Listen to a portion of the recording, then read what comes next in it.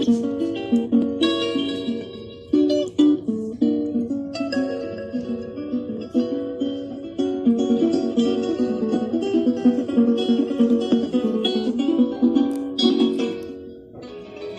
un municipio de buena organización, con buenos centros educativos. Las personas se impulsan con el SENA para aprender y ser un profesional. Las personas se impulsan con el SENA para aprender y ser un buen profesional.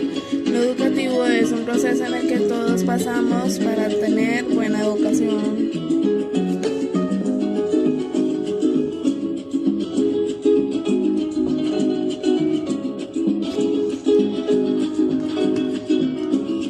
En el colegio nos enseñan a ser buenos y honestos ciudadanos. En el colegio nos enseñan a ser buenos y honestos ciudadanos.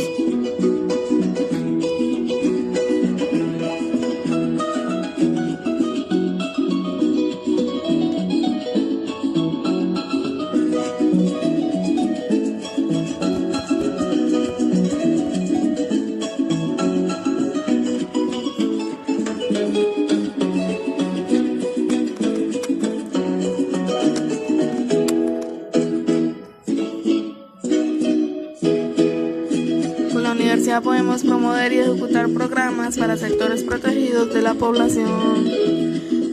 Con la veterinaria aprendemos el trato de animales y de la salud y bienestar.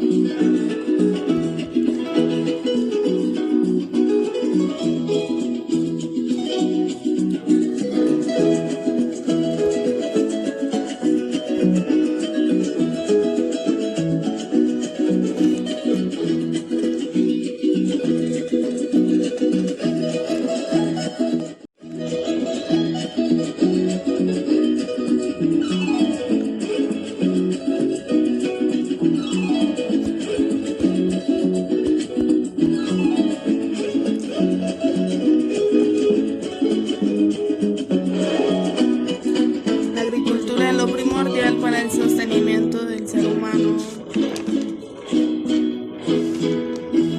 La piscicultura es el sostenimiento del ser humano. Gracias. Mi nombre es Laura Sofía López Rodríguez, del grado 9B. Estudio en el colegio Escuela Normal Superior María Auxiliadora. Lo que cante es una trova sobre la región del Ariari.